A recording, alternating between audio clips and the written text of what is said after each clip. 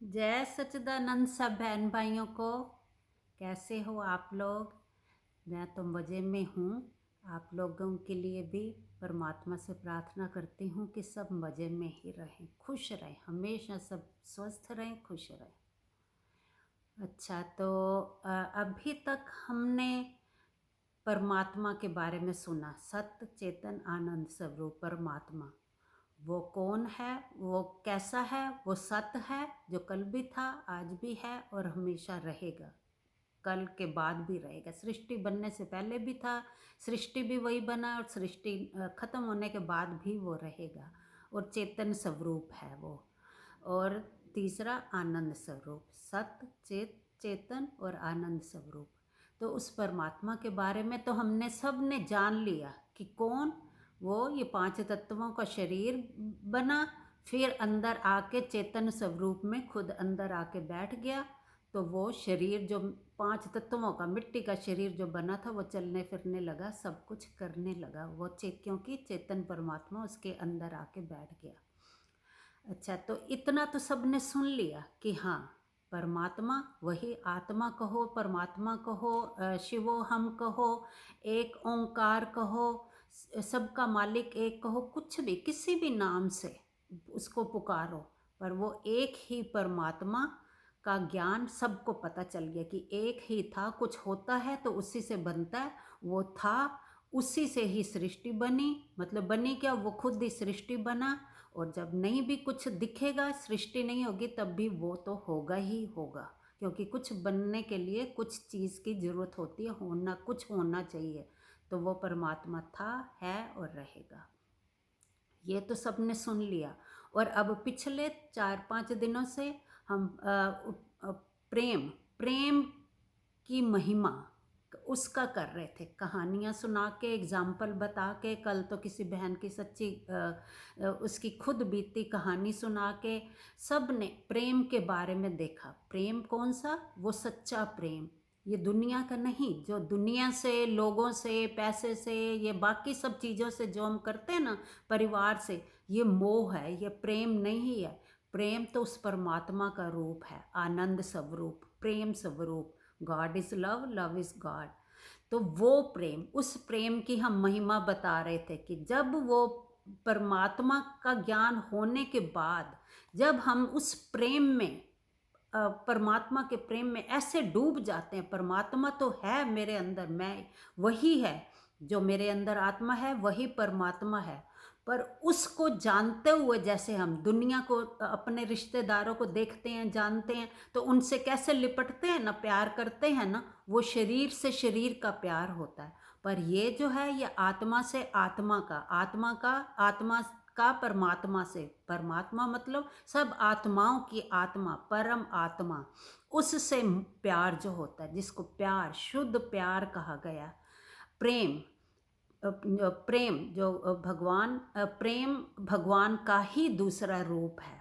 जिसके अंदर प्रेम होता है ना, वो परमात्मा, वो खुद ही परमात्मा हो जाता है, जिसके अंदर प्रेम भरा हो। कल ये दिखाया ना, जब प्रेम अंदर से जागा तो कैसे भगत और भगवान एक हो गए। प्रेमी और प्रेम कैसे वो उस अपने प्रेमी से प्रेम में जाके, प्रेमिका और प्रेमी वो कैसे एक हो जाते हैं।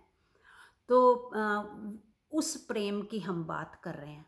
ये जो ज्ञान तो हो गया, सबको पता चल गया कि मैं कौन हूँ, परमात्मा कौन है। पर अगर ये ज्ञान होने के बावजूद अगर अंदर वो प्रेम नहीं जागा, वो जो सच्चा प्यार है, जिसमें प्रेमी बह जाता है अपने प्रेमी के साथ, मतलब वो शरीर शरीर नहीं कहेंगे, कि जिसमें भगत प्रेमी जिससे प्रेम कर रहा है, उससे वो मिल नहीं जाता जब तक, तो वो उसके अंदर ये ज्ञान भी अधूरा है। वो ज्ञान ज्ञान नहीं रह जाता जब तक, मतलब ज्ञान तो है ज्ञान, पर जब वो प्रेम नहीं अंदर जागता तो वो ज्ञान जो है वो अधूरा है। प्रेम और ज्ञान ये एक ही सिक्के के दो पहलू हैं।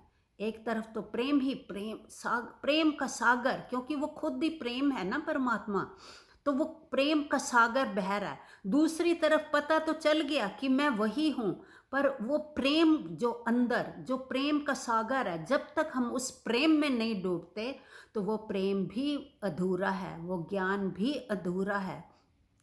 अगर हम कहें कि हमने इस गुरु से ज्ञान सुना, इसके अलावा हम कहीं जाएंगे ही नहीं, हम किसी और से सुनेंगे ही नहीं, जो मेरे गुरु ने कहा वही सच्चा ज्ञान है, बाकी ज्ञान सब ज्ञान नहीं है, बाकियों का हम सुनेंगे ही नहीं, तो ये सोच लो कि उस टाइम उसके अंदर से वो ज्ञान नहीं फूट रहा, वो अहंकार फूट रहा है। जब वो कहता ना, मैंने तो इतने ग्रंथ पढ़ लिए, मैंने तो अपने गुरु से सुन लिया, तो कहीं और नहीं सुनूंगा, तो वो उसके अंदर, इसका मतलब उसने सर्वव्यापक परमात्मा का ज्ञान किया ही नहीं अभी तक।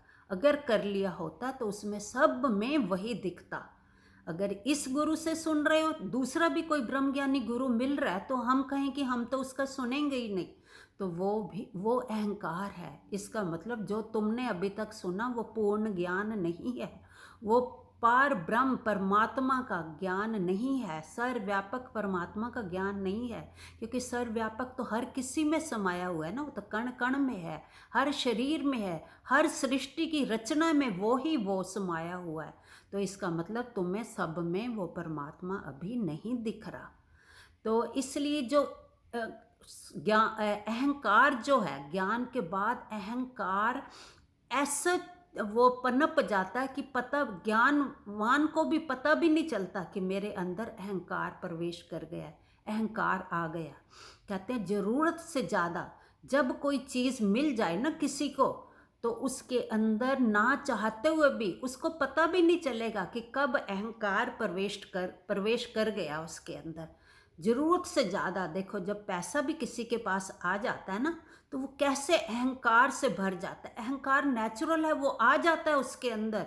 बहुत कोई प्रभु प्रेमी, जिसको सच्चा प्रेम होगा परमात्मा से, ज्ञानवान होगा, उसके अंदर नहीं आएगा। बाकी कॉमनली देखो तो सबके अंदर पैसा ज़्यादा आ गया तो अहंकार आएगा ही आएगा। वो सोचेगा कि बाकी सबको तो जब पैसा आ जाता है ना, वो अपने आप को ऊपर चढ़ा लेते हैं। वो कहते हैं बाकी सब तो उनको कीड़े मकोड़ों की तरह दिखने लगते हैं, बाकी सब पागल, बाकी सब ना समझदार हो गए।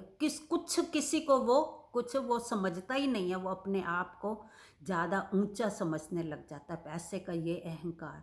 और दूसरा सुंदरता, जब किसी के पास बहुत सुंदरता हो, उसको भी देखो, वो दूसरों के आगे अपने आप को कभी झुकने नहीं देगा। उसके अंदर इतना अहंकार आ जाएगा कि मैं तो दुनिया का सर्वश्रेष्ठ सबसे सुंदर इंसान हूँ, जितना मैं सुंदर हूँ उतना कोई सुंदर नहीं है। चाहे मन उसका अंदर से काला हो, पर वो शरीर की सुंदरता जब किसी के पास आती है, किसी को मिलती है, ये भी अपने हाथ में नहीं है, ये सब परमात्मा ने ही तो रूप बनाया, परमात्मा ने ही धरे हैं रूप। तो वो उस रूप, वो जो शरीर है, वो शरीर अपने आप को अलग समझने लगता है। मतलब इतना अहंकार उसमें आ जाता है, वो अपने आप को सर्वश्रेष्ठ मानने लगता है। उसके अंदर भी अहंकार दिखेगा नहीं, उसको नहीं पता चलेगा।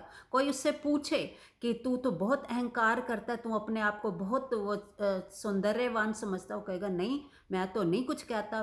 पर कहेगा भी चाहे नहीं, पैसे वाला भी चाहे मुंह से ना कुछ बोले, पर पता चल जाएगा उसकी बातों से, उसके एक्शन से कि अहंकार आ गया इसके अंदर। ऐसे ही जिसके पास मटेरियलिस्टिक बहुत बड़ा महल बन गया, या किसी का बिजनेस बहुत चल गया, तो वो भी देखो अपने आप को वो कितना, वो छोटे जो वर्कर उनके पास काम कर रहे हैं उनको अपने बराबर नहीं समझेगा कि इनमें भी परमात्मा है, वो भी इंसान है जैसे मैं हूँ। हाँ, आज मेरी किस्मत में था तो मेरी बुद्धि काम कर गई, या परमात्मा ने कुछ मेरे को बुद्धि ऐसे दी कि, या कुछ जरिया किसी के थ्रू बन गया, आज मेरा बिजनेस चल गया। क्या पता जो आपके यहाँ आज नौकरी कर रहा, कल उसने भी, क्या पता कल उसने भी शुरू किया हो बिजनेस, उसका ना चला हो, तुम्हारा चल गया।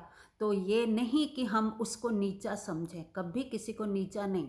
तो वो अहंकार जो है ना, वो हर चीज़ का अहंकार अपने आप नेचुरली आ जाता है। ये तो जिसको ज्ञान की आंखें जिसके पास होंगी, उसको परख होगी, उसको समझ आएगी कि हाँ, कि नहीं ये ऐसे नहीं करना चाहिए, ये मेरा अहंकार बोल रहा है, ये मैं नहीं बोल रहा, ये अहंकार बोल रहा है, ये मेरा पैसा बोल रहा है, ये मेरी सुंदरता बोल रही है, या ये मेरा ये बड़ा बिजनेसमैन होना जो है, बिजनेसमैन होना वो बोल रहा है। ये सिर्फ ज्ञानी ही, जिसके अंदर प्रेम नहीं होगा ना, वो हर चीज़ का उसके अंदर अहंकार आएगा ही आएगा, ये नेचुरल है।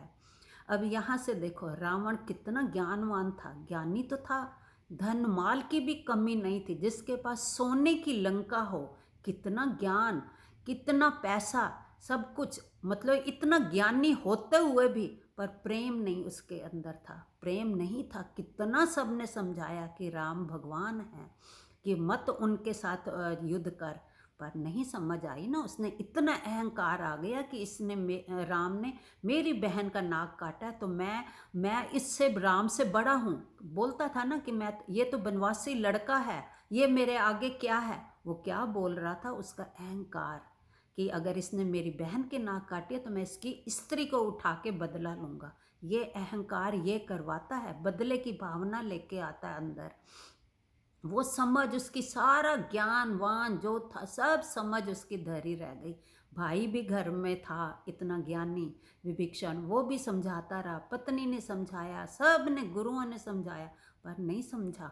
ये अहंकार जो है ना, इंसान को ऊपर चढ़ा के ऐसा धक्का देता है ना, जब अहंकार इंसान के अंदर आता है ऊपर से नीचे धक्का दे देता है, फिर वो उसको कहीं का भी नहीं रहने देता। देखो कहते हैं उसके लाखों में रिश्तेदार थे, दोते पोते, इतने बेटे उसके, सब कोई काम आए, कोई भी नहीं बचा।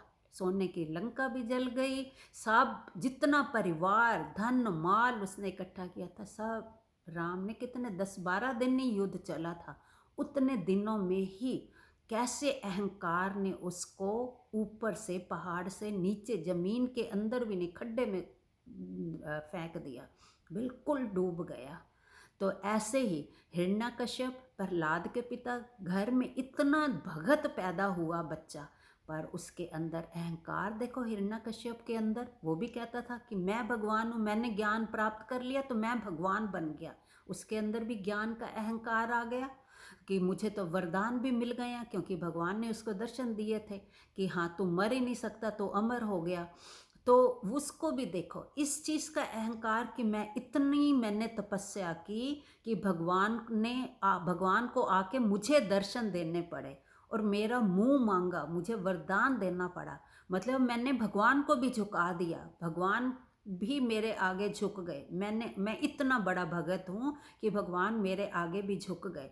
परमात्मा है, झुकता है, परमात्मा झुकता नहीं है, वो प्रेम करता, वो प्रेम में झुकता है, प्रेम में अपने प्रेमी की हर इच्छा पूरी करता है, पर वो अहंकार के आगे नहीं झुकता। वो तो परमात्मा, वो तो एक ही है, वो तो खुद इतना पहुंचा हुआ है, परमात्मा तो खुद प्रेम का भरपूर सागर है।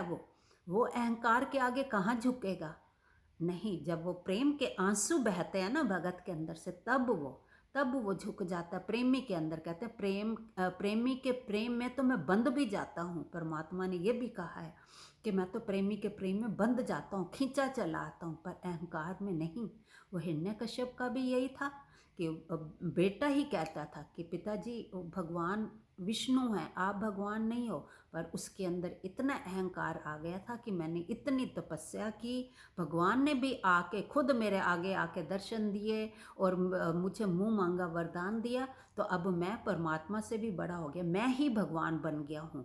भगवान हो जाता है जिसके अंदर से। राम भी तो हमारे जैसे इंसान ही थे ना, हमारे जैसे इंसान के शरीर में ही जन्म लिया था ना राम ने कृष्ण ने, पर उनको क्यों पूजा गया, क्योंकि उन्होंने परमात्मा का अपने अंदर दर्शन किया। उनको पता था कि मैं अंदर से वो ही हूँ जिसको शिवो हम, एक ओंकार, वही ओंकार हूँ मैं, मेरे अंदर वही है, सिर्फ मेरे अंदर नहीं, सब के अंदर। उन्होंने सिर्फ पहले अपने अंदर देखा, फिर हर जीव में देखा कि वही परमात्मा सब में है, वो सब में परमात्मा का दर्शन करते थे, तो इसीलिए आज उनको भगवान माना जाता है। पर ये रावण और हिरण्यकश्यप का एग्जाम्पल लो, इनका उदाहरण लो, तो देखो ज्ञान होने के बाद अहंकार किया, तो अहंकार में क्या होता है कि मैं भगवान हूँ, बाकी सब नहीं है। तो बाकियों को वो कुछ नहीं सोचता, कुछ नहीं मानता, दूसरों में वो परमात्मा के दर्शन नहीं करते, उनके अंदर वो परमात्मा का प्रेम नहीं जागृत होता जो अपने लिए है। अब बताया था ना कि प्रेम हम किससे करते हैं, सिर्फ अपने से। ये भी एग्जाम्पल बताया था, आग लगी तो किसको हम एंड में बचाएंगे, अपने आप को। तो अपने आप में जो हम प्रेम करते हैं वही दूसरों से जब करने लग जाएंगे ना, दूसरों को भी वही स्वरूप, अपने अंदर वाला स्वरूप और दूसरों के अंदर वाला स्वरूप एक ही मानेंगे, अब उसी के अपने अंदर वाले स्वरूप के ही दर्शन करेंगे दूसरों में। और जो प्रेम हम अपने से करते हैं वही प्रेम हम दूसरे शरीर में भी करेंगे, क्योंकि प्रेम अपने से होता और वहाँ भी मैं ही हूँ, वहाँ भी मेरा अपनापन है, अपना ही मैं ही हूँ, उधर भी मैं हूँ, इधर भी मैं हूँ। तो सब से एक सा प्रेम जब करेंगे ना, तब वो ज्ञान सफल है मिलना भी। अगर ये प्रेम जिसके अंदर पैदा नहीं हुआ ना, वो रूखा रह जाता है। जैसे सूखी रोटी खाई तो वो मज़ा देगी, नहीं देती ना जब तक ऊपर घी का प्रेम नहीं चुपड़ा हो। तो ऐसे ही ज्ञान भी तभी वो ज्ञानी वो अपने हर कर्म से दिख जाएगा कि हाँ इसने सच्चा ज्ञान प्राप्त किया, इसको किसी ऐसे ब्रह्म ज्ञानी से ज्ञान मिला है जिन्होंने सब में इसको दिखाया, जिसने इसके अंदर प्रेम की ज्योत जला दी है। वो प्रेम की ज्योत जब अंदर जलती है ना, तो वो ज्ञान भी सफल हो जाता है। तब ज्ञान पूर्ण रूप में माना जाता है, जब प्रेम अंदर उत्पन्न होता है। जब तक सिर्फ ज्ञान ही ज्ञान, अगर ज्ञान भी किसी के अंदर बहुत ज़्यादा मात्रा में, बोला ना कोई भी चीज़ ज़रूरत से ज़्यादा हो जाए तो वो एक तरफा चीज़ हमेशा अहंकार ही देती है। तो ज्ञान के साथ साथ जब तक प्रेम उत्पन्न नहीं होगा अंदर सबके लिए, जैसा अपने साथ हम करते हैं वैसा प्रेम दूसरों के लिए भी नहीं जागृत होगा, तो वो ज्ञान भी अधूरा है। वो ज्ञान अहंकार ही पैदा करेगा उस ज्ञान से, क्योंकि उसमें प्रेम तो है ही नहीं। वो सिर्फ यही कहेगा, अहंकार आएगा ही आएगा कि मैं ही ज्ञानी हूँ, मैंने तो इतने ग्रंथ पढ़ लिए, मैंने तो इतना सत्संग सुन लिया। तो वो सूक्ष्म रूप में अहंकार, उसको पता भी नहीं चलेगा अहंकार कैसे, कब उसके अंदर जन्म हो गया अहंकार का, जब तक प्रेम नहीं पैदा होगा। तो इसलिए ज्ञान और प्रेम दोनों साथ साथ जब होते हैं ना, तब वो सच्चा परमात्मा का रूप बनता है। कोई भी जीव हो, जानवर भी देख लो, कुत्ते भी देखो कितना प्रेम करते हैं अपने मालिक से, चाहे उनको ये नहीं पता कि भाई मेरे अंदर भी परमात्मा, आत्मा रूप में मेरे अंदर भी परमात्मा है। ये उसको बुद्धि इतनी नहीं मिली जानवरों को, पर उसके अंदर वो जो प्रेम जागता है ना मालिक के लिए, वो प्रेम परमात्मा का ही रूप होता है। कितने केस सुनने हैं कि मालिक बीमार हुआ, कुत्ता पास बैठ के रो रहा है, अपनी तरह से बचाने की कोशिश कर रहा है, अपने पैरों से उसको प्यार कर रहा है। ये असली रूप है। बेजुबान भी प्यार जब करता है ना, तो वो भी परमात्मा का रूप होता है। तो प्रेम और ज्ञान, ये दोनों मिलके परमात्म रूप बनते हैं। अगर खाली ज्ञान हो गया तब भी तुम परमात्म रूप नहीं बन सके। अगर खाली प्रेम है, ज्ञान नहीं है, तो तब वो मोह हो जाएगा, तब वो ज्ञान नहीं होगा, तो वो प्रेम प्रेम नहीं होगा। तो इसलिए ज्ञान और प्रेम, जब ज्ञान होने के साथ साथ सबके लिए जब मन में प्रेम उबलने लगे, प्रेम भर जाए, तो प्रेम का सागर बहे, वो खुद भी खुश और दूसरों को भी खुश। परमात्मा का यही काम है ना, वो खुद भी खुश रहता है, दूसरों को भी खुश रखता है, सबको। परमात्मा तो शांत स्वरूप आनंद का सागर है। तो तभी आनंद का सागर तुम्हारे अंदर से निकलेगा ना, जब तुमने ज्ञान के साथ प्रेम भी जगाया, प्रेम भी तुम्हारे अंदर भर गया। तभी सोचना कि आज हमारा ज्ञान पूरा हुआ, आज हमें पूरी समझ आई उस परमात्मा की। जब तक प्रेम नहीं अंदर भरा, तो वो ज्ञान भी खोखला ज्ञान ही होगा, वो रूखा ज्ञान ही होगा। परमात्मा रूखा नहीं है, परमात्मा तो प्रेम से भरा हुआ है, आनंद से भरा हुआ है। तो इसलिए प्रेम, ये भी देखो कि हम जो बोल रहे हैं वो अहंकार से बोल रहे हैं कि प्रेम से बोल रहे हैं। अहंकार से बोलना वो थो थोथा ज्ञान, जिसको खाली ज्ञान की भाषा, वो ज्ञान होता है। और जो जब प्रेम से, जब प्रेम भी साथ भर जाता है तो वो खोखला ज्ञान नहीं होता, वो रूखा ज्ञान नहीं होता, वो तो प्रेम से भरा हुआ होता है। तब जाके ज्ञान और ये प्रेम तब मिलके हर किसी को परमात्म रूप बना देता है। तब वो परमात्मा का रूप बन जाता है। जैसे राम और कृष्ण, इन्होंने अपने अंदर, गुरु नानक देव जी, इन्होंने अपने अंदर परमात्मा के दर्शन किए, खुद किए, फिर दूसरों को भी बताया कि जैसे हमारे अंदर है वैसे ही तुम्हारे अंदर है। हरि हर किसी के अंदर है, तभी तो उसे हरि कहा गया ना, हरि हर के अंदर है। सुबह पहले पहले बड़े बूढ़े बोलते थे ना, एक दूसरे को सुबह मिलते थे, राम राम। इसका क्या मतलब होता था? तेरे अंदर भी राम, मेरे अंदर भी राम, दोनों के अंदर बराबर देखते थे कि राम राम बोलते थे कि दोनों के अंदर ही राम है। किसी को छोटा किसी को बड़ा नहीं क्या कहा जाता था। तो इसीलिए कि जब भी ज्ञान हो तो अपने अंदर कुछ भी बोलने से पहले सोचना, परखना, अपने को, अपने मन को देखना, ये अहंकार से आवाज़ निकल रही है या प्रेम से। प्रेम भी वो अंदर वाला सच्चा प्रेम, वो नहीं।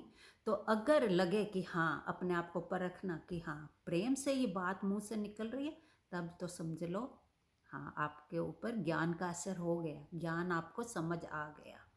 खाली सूखा ज्ञान ज्ञान नहीं होता, वो खोखला होता है। वो प्रेम प्रेम वाला ज्ञान नहीं होता। परमात्मा प्रेम स्वरूप है। तो जब तक प्रेम नहीं है तो खाली वो ज्ञान ज्ञान नहीं होता, उसका कोई फ़ायदा नहीं। अच्छा जी, बाकी फिर कल चर्चा करेंगे। जय सच्चिदानंद सबको।